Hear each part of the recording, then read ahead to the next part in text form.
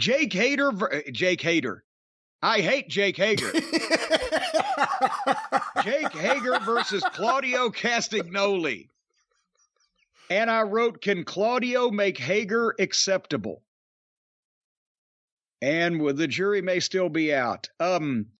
Claudio seems like he's having fun. He's got his oomph back.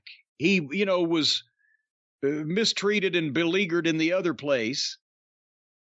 JR actually opened up cheerful when we did hear him talk, and then his mic dropped out mid-sentence, and we missed his plug for his Iowa appearance. But again, with Claudio, I mean, he's got everything. And the only reason now that people are going, but it's still Claudio is because we've seen him for 10 years on the other program being used in the middle. But if anybody deserves a chance to be used commensurate with his ability, it's Claudio. He's got the size, he's got the experience, he's a hell of a worker, he's strong as a bull, and he's got some personality if you let him show it. So Hager, on the other hand, his timing is off, his body language is awkward, and I don't really get the whole goddamn thing besides he's big and he was a shooter, so he's legitimate. But there was one point. Did you see where Claudio was up on a top turnbuckle and Hager pulled him off and had him over his shoulder and just turned around and belly-to-bellied him? And it scared me because Claudio put his left arm out to catch himself, which is dangerous. And that's also a sign that either he didn't know which direction he was going till he was already going, or he didn't feel like the guy that had him well enough to put him down in the right place. And after watching it back in slow motion, I think all of the above was true. But, Claudio made a big comeback. He's got a great drop kick, great cross body off the top at 6'5" and 260 pounds. He did the giant swing into the Scorpion, had the Scorpion on Hager, and Hager waves the job guys down. Like, it just... I can understand the heel manager doing this. And I've done it where, oh shit, the guy's in trouble or the team's in trouble and the heel manager waves down reinforcements. But I've never seen a 6'something, 250-pound MMA fighter be put in a submission hold. And instead of selling the hold, he's leaning over, waving, job guys, come and help me. Come and help me. In the middle of a fucking submission hold. But, so here comes Cool Hand Luke and Daddy Mac Daddy and Danny Garcia, the Rock Sex. And it basically, Claudio dropped the hold and just goes and looks at the guys and turns back to Hager, and Hager hits him with a rock bottom and gets a 2 count. And then they start going back and forth, and old Cool Hand Luke jumps up on the apron, and Claudio nails him, and then hits a pop-up uppercut on Hager and hits the sit-out powerbomb 1, 2, 3.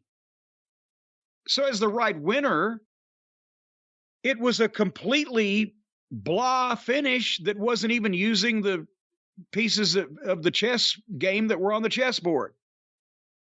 And it was awkward, and it made Claudio look stupid when he turns his back on his opponent in the ring just to stare at people that are not doing anything.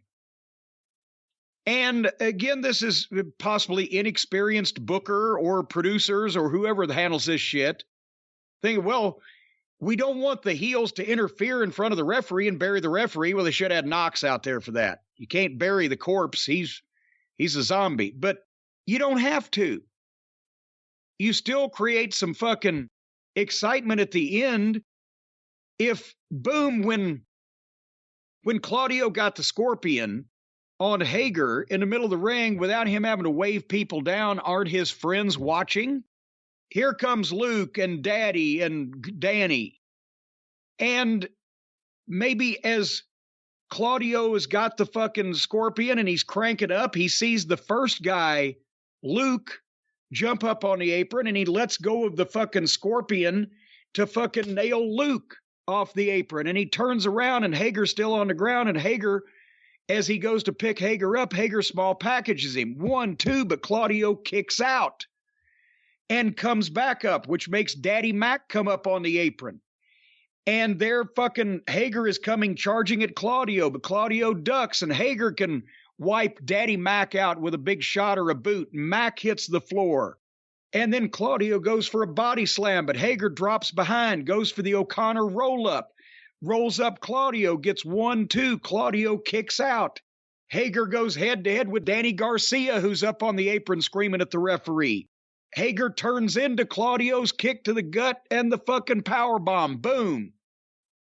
Now we've got some up and down, and people are taking bumps, and there's some excitement instead of just bleh. What do you think, Brian? I don't think there's anything that could have saved this. I didn't see a lot of this. Because what I put on Twitter was, you don't book Jake Hager in a singles match if you want me to stay in the room. Well, that's true. I don't think there's a single fan that wants to see a Jake Hager singles match. If he's standing in the back, making his one face during a promo, you can kind of put up with it. He's a tall, big guy. In a tag team or multi-man match, okay, you need a big guy. But in a singles match, nobody wants to see Jake Hager. And I know a lot of people like Claudio, and I agree he's talented. Hasn't done much for me so far in AEW. They put him with the Blackpool group, which doesn't do much for me in AEW, so I'm not really crazy about it. I hate that everyone has to be in a faction. I hate that. We'll see where they go, but I think he has a ceiling too, especially right now. Well, speaking of the ceiling, they dropped this one out of a helicopter, and it crashed through the ceiling. There was an interview with Tony with Thunder Rosa and Tony Storm and Britt Baker and Jamie Hayter and Reba. And the whole point of this thing backstage was for Reba to bring in a sandbag to Britt Baker, who hands it to Tony and says, you carry her around for a month. And Thunder Rosa is screaming, I'll kill you for that, or whatever. And they confused everybody that's not on Twitter. And is there any non-kayfabe meaning, as somebody put on Twitter, for sandbag, and for somebody to bring a sandbag in and make a big deal of the sandbag in the interview, when it wasn't even, as we've discovered, Thunder Rosa sandbagging anybody? It was the fact that Marina Shafir is a drizzling fucking shits. But now they're doing sandbag interviews because they're cute, and the audience will think it's funny. The 5% of the people that might be watching this program that would understand that. And then Serena Deeb wrestled Anna Jay.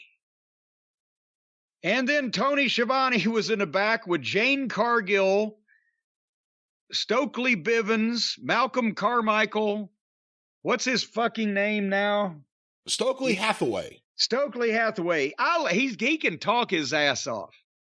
But he's stuck with Jane Cargill and the baddies.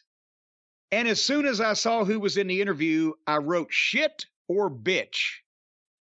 That was what was the first cuss word I was going to hear in this promo from Jane Cargill, and immediately it was shit. That was the first word. Cut the shit, Tony. So, and it makes a lot more sense her doing it at the beginning as opposed to when she's walking away. Well, it doesn't make any sense for her to do it anyway, because why just give people a free shit that means nothing for no reason on television? Use your shits more wisely.